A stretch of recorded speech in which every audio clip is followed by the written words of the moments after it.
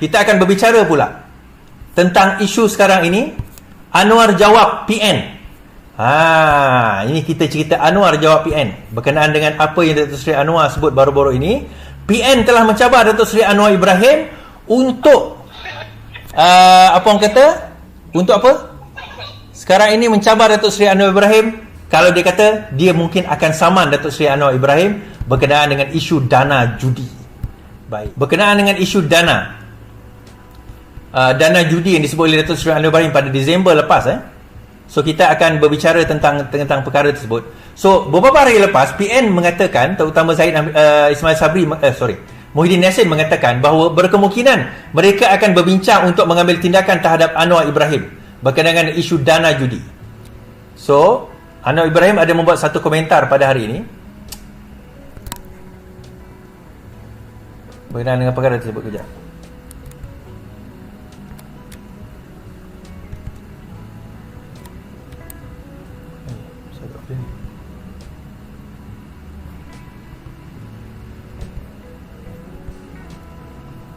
saya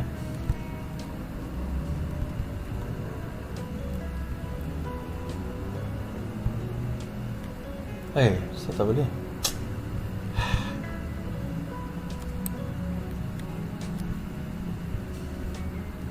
Apalah, tarik dia macam ni.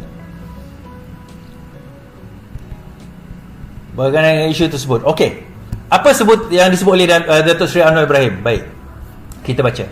Anwar jawab PN, silakan, tapi saya tak buat kenyataan tanpa asas. Maksudnya Anwar Ibrahim kata, ya, kalau nak saman silakan, tetapi saya tak buat kenyataan tanpa asas. Baik. Sehari selepas didesak meminta maaf dan diberi kata, tidak ada tanda Anwar Ibrahim akan melayan tuntutan dibuat oleh PN berhubung kenyataannya mengait parti itu dengan syarikat judi. Hari ini Perdana Menteri bertegas dia tidak akan membuat sebarang kenyataan jika ia tidak disertakan asas. Pada masa yang sama, Anwar meminta PN membaca dengan teliti kenyataan yang dikeluarkannya sebelum ini. Baca kenyataan lengkap saya baru ambil tindakan. Kalau dia nak bawa terus tindakan undang-undang, silakan. Saya tak keluar kenyataan kalau saya tidak ada asas, katanya. Baik, saya nak komen tentang perkara ini, tuan-tuan. Saya dah sebut semalam, 2 hari lepas pun saya dah sebut. Bila ditanya oleh Fadil di dalam di dalam parlimen, beliau mengatakan bahawa sekarang ini, sekarang ini tuan-tuan, dia kata, kita tanya, adakah SPRM ada membuat siasatan terhadap dakwaan dana judi? Kemudian Azlina kata, setakat kajian kami secara umum tidak ada. Bukan bermakna tidak, bukan makna digugurkan, bukan makna ada dibuat kemudian dibatalkan, bukan makna tiada siasatan langsung diadakan. Maksudnya tidak ada siasatan ke arah itu lagi, not yet. Kemudian bertempiakanlah geng-geng PN ini mengatakan bahawa tengok tu, ini semua adalah fitnah Anwar Ibrahim. Baik, semalam saya kata, dan hari ini dibenarkan oleh Anwar Ibrahim. Saya kata apa? Menerima dana judi itu bukanlah bermakna rasuah. Oh, jadi kau pusing balik lah, Is.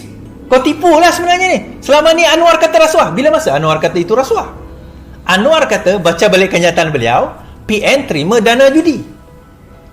Dia tak kata dana judi itu adalah rasuah. Dua benda yang berbeza.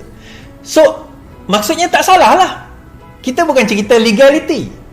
Terima dana judi, dari segi undang-undang mungkin tak salah. Tetapi dari segi hukum macam mana? Ini yang dibawa oleh Datuk Seri Anwar Ibrahim. Bagaimana sebuah parti yang memperjuangkan Islam, yang memperjuangkan Melayu, yang Melayu Islam lah kan, tiba-tiba terima dana daripada judi. Itu persoalan yang Datuk Seri Ibrahim bawa pada Disember 2022 yang saya juga bawa pada waktu itu. Kemudian dia bertanya di tempat dia salah. Oh, maksudnya ada dakwaan SPRM lah. SPRM menyiasat kalau ada rasuah. Kalau unsurnya tidak ada rasuah, tak ada masalah.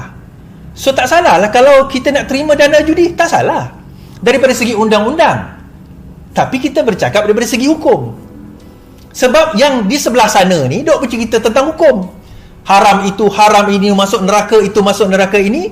Tiba-tiba dapat dana daripada judi. So bagaimana yang itu? Jadi sekarang ini Datuk Seri Anwar Ibrahim mengatakan kalau sekiranya nak bawa benda ini, betul, kalau Datuk Seri Anwar Ibrahim nak bawa ke dalam SPRM, mungkin, kita tak tahu, mungkin lepas ni akan ada, mungkin tak ada unsur-unsur rasuah kat situ. Tetapi kalau nak tahu apa, samanlah. Mudah je. Datuk Seri Anwar Ibrahim nak mempertahankan beliau nanti, dia kena kemukakan bukti-bukti berkenaan dana tersebut. Dia macam ni tuan-tuan, saman fitnah ni, dia dalam kes ini PN boleh kata Anwar Ibrahim memfitnah.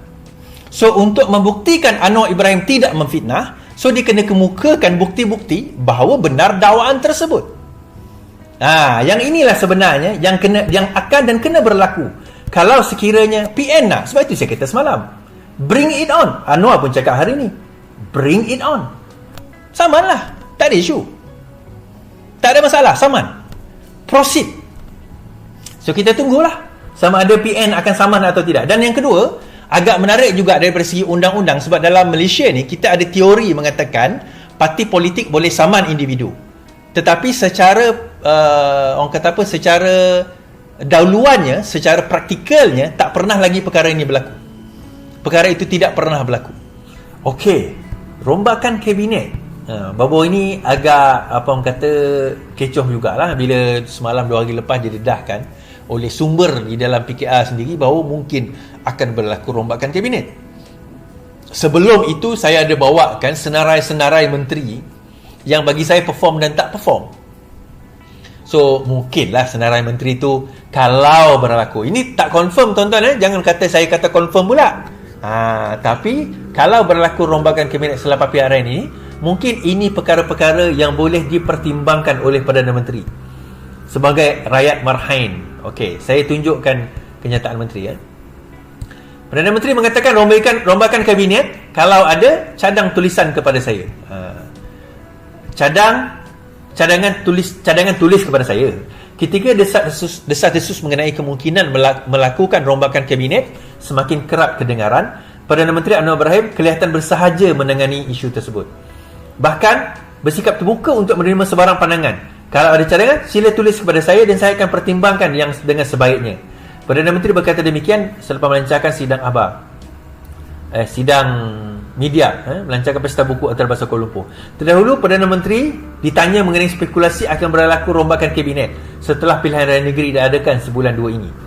Turut hadir ialah Menteri Pendidikan Fadlina Siddiq. Sebelum ini sebuah portal melaporkan tentang spekulasi berkenaan. Ia juga didakwa membabikan ketua setiausaha dan ketua pengarah di beberapa kementerian. Zahid juga berkata perkara yang sama. Zahid Hamidi juga sewaktu ditanya menjawab perkara yang serupa. Beliau menjelaskan, kita tunggu kalau benar ada rombakan kabinet, Zahid. Pengurusi BN, Datuk Seri Hamidi tidak menolak kemungkinan boleh berlaku rombakan jemaah kabinet dalam waktu terdekat. Walau bagaimanapun enggan mengulas lanjut apabila ditanya mengenai desas-desus setelah berakhir PRN kelak. Kita tunggu kalau benar ada rombakan setelah PRN, katanya. Program Julung Kali dianjurkan oleh Sumber Manusia B. Subakumar. Baik. Berkenaan dengan rombakan kabinet, saya menyentuh tentang rombakan kabinet tempoh hari, dan peri pentingnya rombakan kabinet ini dilakukan dalam kadar yang segera. Kenapa saya berkata demikian, tuan-tuan? Kita kena sedar bahawa kita sekarang ini menghadapi masa yang agak kritikal. Saya bentangkan dalam sinar harian tempoh hari, dalam sinar harian saya bentangkan. Pembentangan saya adalah perkara pertama. Saya kata kalau kita tengok tentang terima kasih. Kita tengok, okey. Dalam sinar harian tu saya kata, kita tengok kajian yang dilakukan oleh Merdeka Center. Merdeka Center ada membuat kajian tau. Dia ada membuat kajian, dia mengatakan dalam kajian tersebut, sekejap tuan-tuan.